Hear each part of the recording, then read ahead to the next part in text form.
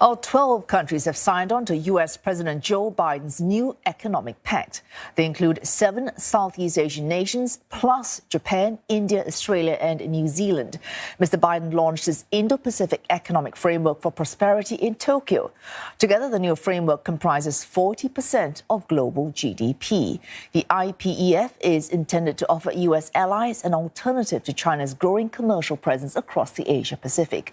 Unlike traditional trade blocs, there are no plans for IPEF members to negotiate tariffs and ease market access.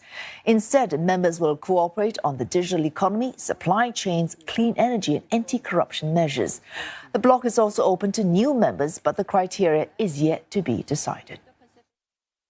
The nations represented here today and those who will join this framework in the future are signing up to work toward an economic vision that will deliver for all peoples, all our people. The United States is deeply invested in the Indo-Pacific. We're committed for the long haul, ready to champion our vision for a positive future for the region. Joe Biden also commented on Taiwan. Under questioning from reporters in Tokyo, he said the U.S. would use military force to defend the island should China attack. The comments appear to contradict America's long-standing policy of so-called strategic ambiguity. But White House officials insist there is no change in the U.S. stance. Ms. Ishida tells us more. Stability on the Taiwan Strait was among the regional topics discussed by U.S. President Joe Biden and Japanese Prime Minister Fumio Kishida. The two leaders say there is a need for the two countries to pull their act together, and also with the international community that shares similar values on Russia's invasion of Ukraine. Now, when asked by a reporter in Tokyo if the United States would defend Taiwan if it were attacked by China, Mr. Biden said, yes. We support the one China policy. We support all that we've done in the past.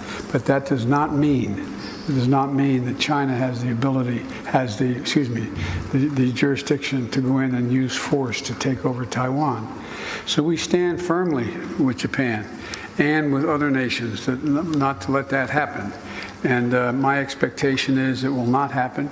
It will not be attempted. My expectation is a lot of it depends upon just how strongly the world makes clear that that kind of action is going to result in long-term disapprobation by the rest of the community. このアジアにおいてもこの平和や安定が守られるために日本としては自らの防衛力を抜本的に強化するとともに日米同盟、私たちの国にとって唯一の同盟関係であります日米同盟、これをしっかりとこの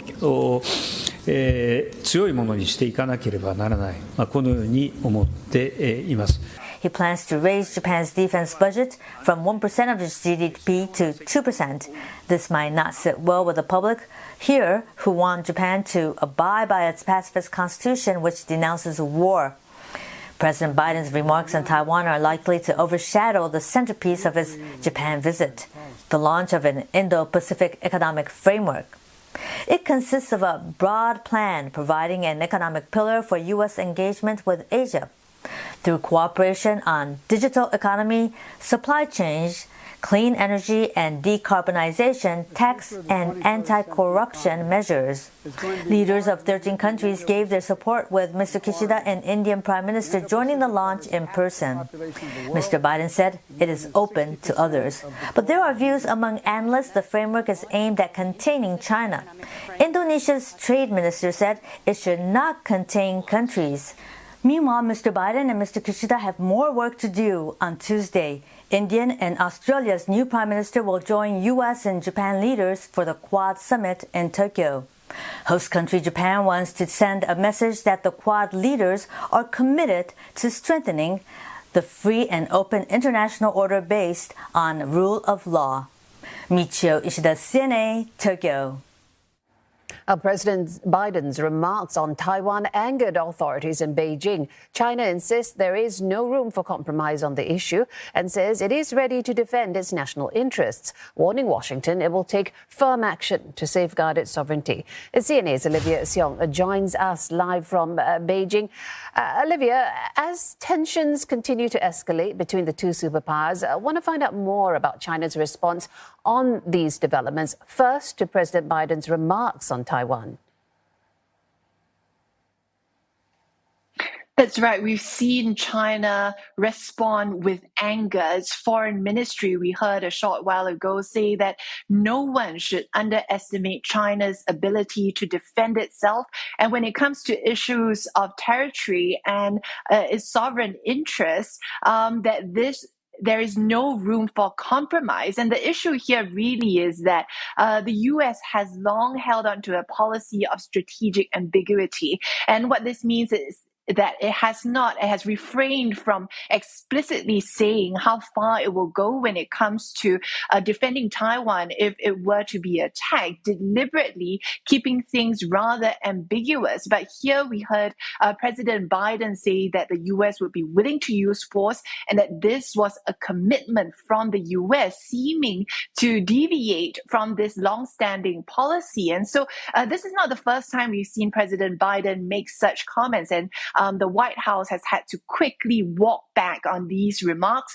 Today, we saw that happening again. The White House saying that this has not meant that the U.S. is diverging from its original policy. But what we do know is that tensions over Taiwan have been growing between China and the U.S. China has been angered as the U.S. has stepped up interactions, high-level exchanges between its officials and Taiwan.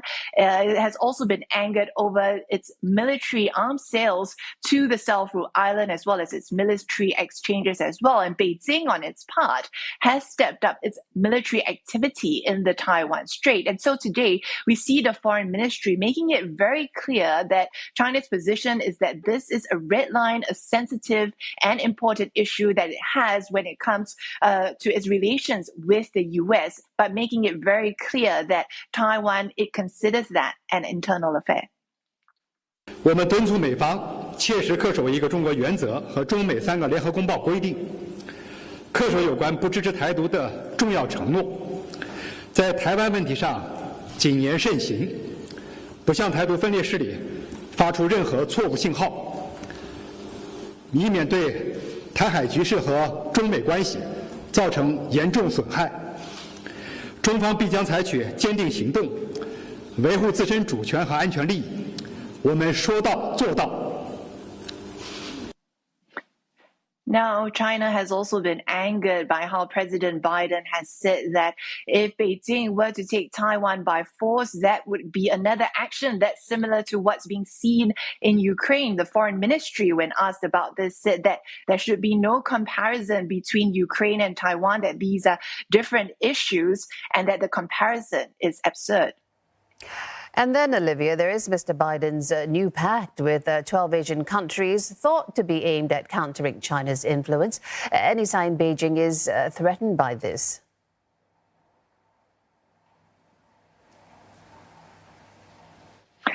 Well, we do know that in spite of statements from the U.S. that the latest framework that it has unveiled is not directed at any one particular country. Beijing is not hearing any of it, and Beijing has criticized this IPEF before.